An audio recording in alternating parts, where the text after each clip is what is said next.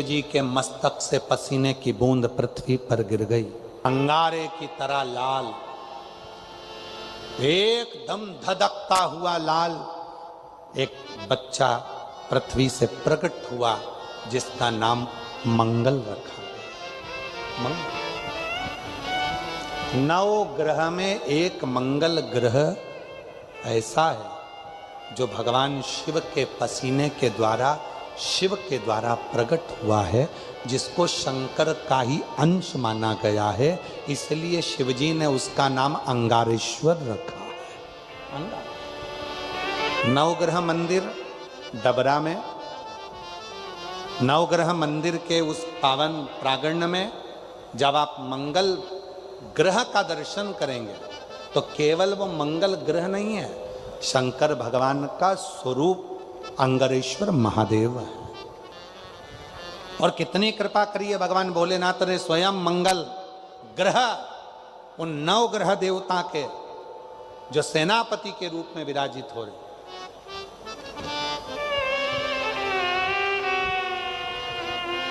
कितनी करूं, बोल अंगारेश्वर महादेव की। शिव महापुराण की कथा कहती है, अंधक जब पृथ्वी से बालक ने जन्म लिया, मंगल ग्रह प्रकट हुए, मंगल बालक प्रकट हुआ। वो छोटा सा बालक यहां वहां भ्रमण कर रहा था, पूरा शरीर लाल था, तेज पुंज था, शिव का अंश स्वरूप था, अंगारे की तरह धधकता हुआ लाल स्वरूप था। कौन उसको गोदी में ले, कौन इतने धधकते हुए अंगारे को गोदी में ले रो रहा था, बिलख रहा था। तब भगवान शिव ने उस बालक को, मंगल को अपनी गोदी में लेकर उसके मस्तक पर हाथ रखकर कहा, सुन मंगल, तो ग्रहों का सेनापति रहेगा, सुख देना तेरा कार्य रहेगा, हर कार्य में मंगलता तू प्रदान करेगा। शिव महापुराण की कथा कहती है, कोई लड़का कोई लड़की 24 साल 25 साल 30 साल 26 साल 28 साल 35 साल 42 साल का भी हो गया, शादी नहीं हो रही, विवाह नहीं हो रहा, संबंध नहीं आ रहे, एक काम करना प्रारंभ कर दो।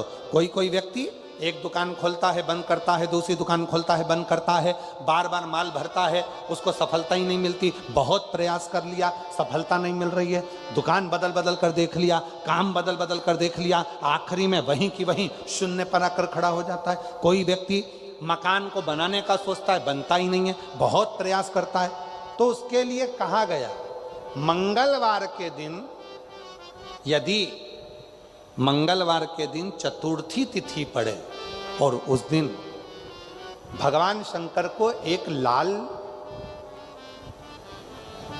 चंदन का चावल का दाना और एक सफेद चावल का दाना, एक लाल पुष्प, एक सफेद पुष्प और 2 लोटा जल शिवजी को एक साथ यदि समर्पित किया जाए, अंगारेश्वर महादेव का नाम लेकर केवल 2 या 3, और यदि आप लोगों कहें कि गुरुजी आप कहाँ से बोल रहे हैं तो फिर निवेदन करेंगे, स्कंद पुराण का अवंती का खंड, गीता प्रेस गोरखपुर की स्कंद पुराण लाओ, पृष्ठ संख्या 721 में लिखा हुआ है, मंगलवार के दिन चतुर्थी पढ़ने पर जो शिव जी को 3, 5 या 7 मंगलवार, चतुर्थी का संगम यदि मंगलवार के दिन हो, और यदि शिव जी को लाल चावल, सफेद चावल, लाल पुष्प, श्वेत पुष्प और 2 लोटा जल जब शिव को दोनों हाथों से समर्पित करता है, तो उसका मंगल अपने आप, उसका कार्य सफल होगा, उसको फल प्राप्त होगा, उसको फल मिलने लगा। लोग कहते गुरुजी 35 साल की हो गई शादी नहीं हो रही, 25 साल की हो गई शादी नहीं हो रहा, संबंध नहीं आ रहा। मंगलवार के दिन चतुर्थी पड़े, उस दिन एक लाल चंदन का चावल, एक दाना चावल का, एक दाना सफेद चावल का और एक लाल चावल का दाना लेकर जाओ, 2 पुष्प लेकर जाओ, 2 लोटे जल लेकर जाओ, शिव जी को पहले चावल समर्पित करो, पुष्प समर्पित करो, फिर धीरे धीरे दोनों लोटे से जल से उसको चढ़ाना प्रारंभ करें। शिव को अर्घ बड़े भाव से जब जल चढ़ाएंगे, 2-3 मंगलवार यदि चतुर्थी जुड़े हुए मंगलवार में, मतलब मंगलवार की चतुर्थी पढ़ना चाहिए, चतुर्थी के दिन मंगलवार पढ़ना चाहिए, जो जुड़े हुए समय पर कर लेता है, बाबा देव अधिदेव महादेव की कृपा से ऐसा हो ही नहीं सकता कि उसका विवाह ना हो। विवाह होता जरूर है और कार्य में उन्नति जरूर होती है, सफलता जरूर है। शिव को बेलपत्र, शिव को जल, शिव को पुष्प, शिव को धतूरा, शंकर भगवान को ये सब कुछ देने से पहले भगवान शंकर को देना होता है आपका विश्वास, आपका भरोसा।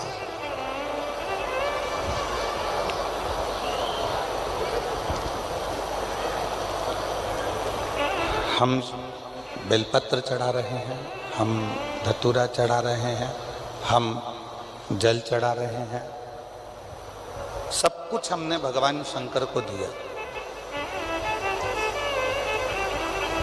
पर उस जल चढ़ाने में, उस बेलपत्र चढ़ाने में, उस धतूरा चढ़ाने में यदि हमारा विश्वास ही नहीं है तो शिव ना तुम्हारा बेलपत्र स्वीकार करता है, ना तुम्हारा जल स्वीकार करता है, शिव ना तुम्हारा धतूरा स्वीकार करता है।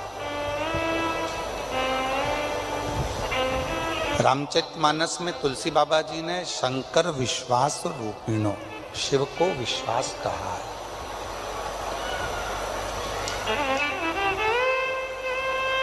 रामचरितमानस में तुलसी बाबा कहते हैं कि भगवान देव अधिदेव महादेव विश्वास का प्रतीक है। और भगवान शिव जब विश्वास का प्रतीक है, भगवान शंकर जब विश्वास का प्रतीक हैं, तो उनको क्यों ना हम विश्वास दें, हम भरोसा दें, हम दृढ़ता दें।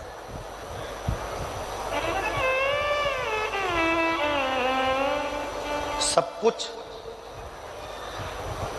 शिव जी को दे देते हैं।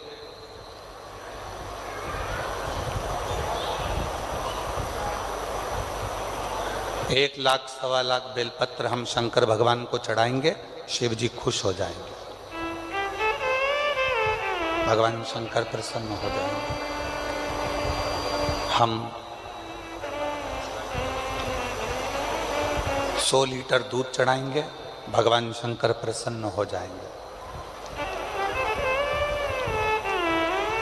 मैंने संकल्प लिया है कि भगवान शंकर को इतना दूंगी, शिव को प्रसन्न कर लूंगी, भगवान शंकर को प्रसन्न कर लूंगी। पर महापुराण की कथा कहती है, भगवान शंकर का पवित्र चरित्र कहता है कि शिव को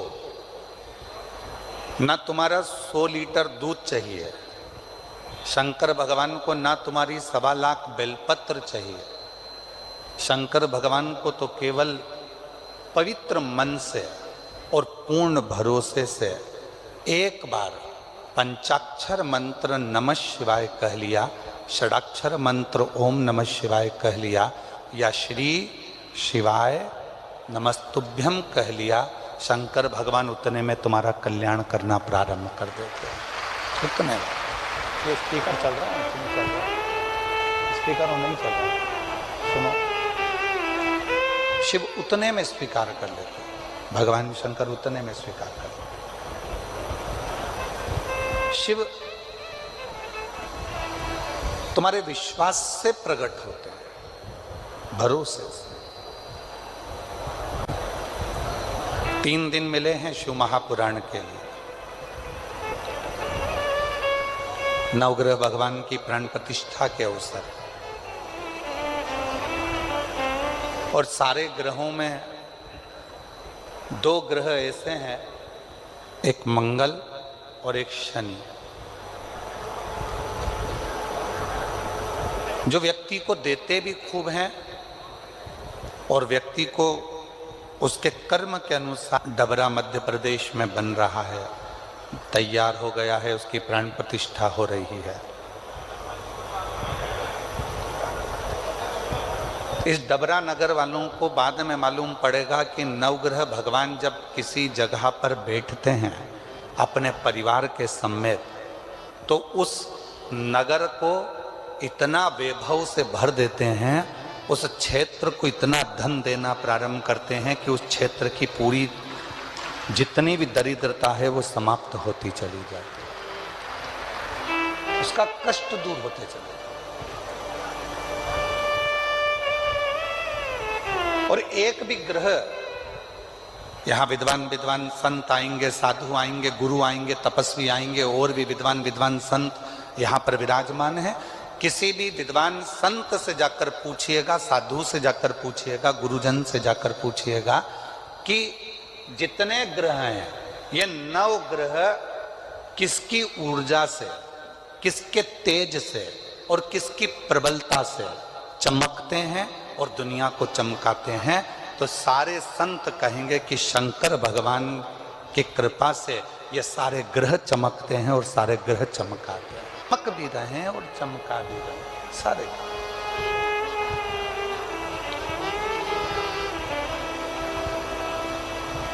शनि भगवान को जब पांव में लचक आ गई, श्राप लग गया अपनी माता का, शिव की भक्ति करी, काशी में रह गए और शिव ने उनको स्वीकार कर लिया।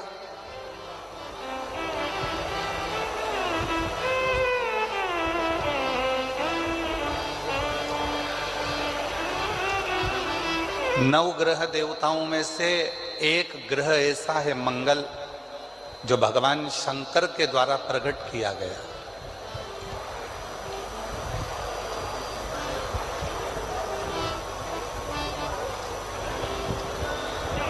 शिव के द्वारा जो प्रकट किया गया।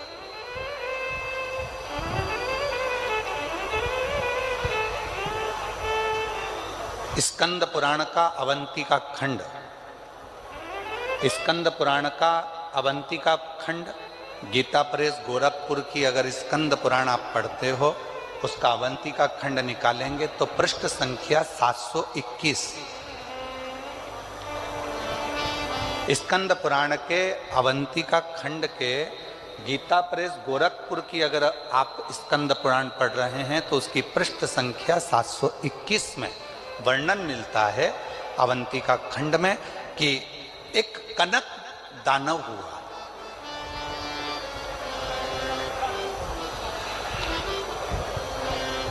और वो कनक दानव इतना उपद्रवी था, पृथ्वी को जहां जहां पर खड्डे नहीं थे वहां खड्डे कर देता था, वृक्षों को तोड़ देता था, जल को दूषित कर देता था, अग्नि को दूषित कर देता था, वायु को दूषित कर देता था। इतना कष्ट देता था वो कनक दानव कि सारे देवता परेशान हो गए।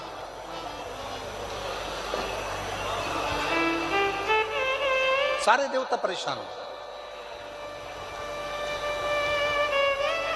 और शिव महापुराण की कथा कहती है, जब जब व्यक्ति की जिंदगी में दुख आता है, तकलीफ आती है, कष्ट आता है, बहुत ज्यादा उसके जीवन में जब संघर्ष चालू होता है, और यदि वो एक बार भी देवादिदेव महादेव के मंदिर में जाना प्रारंभ कर देता है तो उसके कष्ट मिटना अपने आप प्रारंभ हो जाते हैं, उसके दुख मिटना प्रारंभ।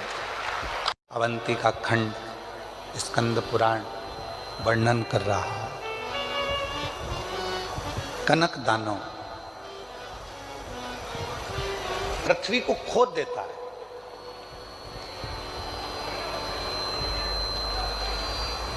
शिव महापुराण की कथा कहती है,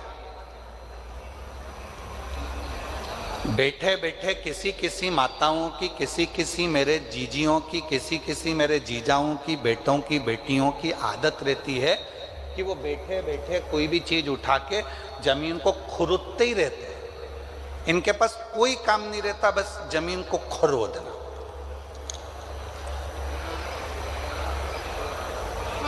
फ्री बैठे रहेंगे तो अपने नखून के पास में जो खाल निकलती रहेगी उसी को खरोदते रहेंगे।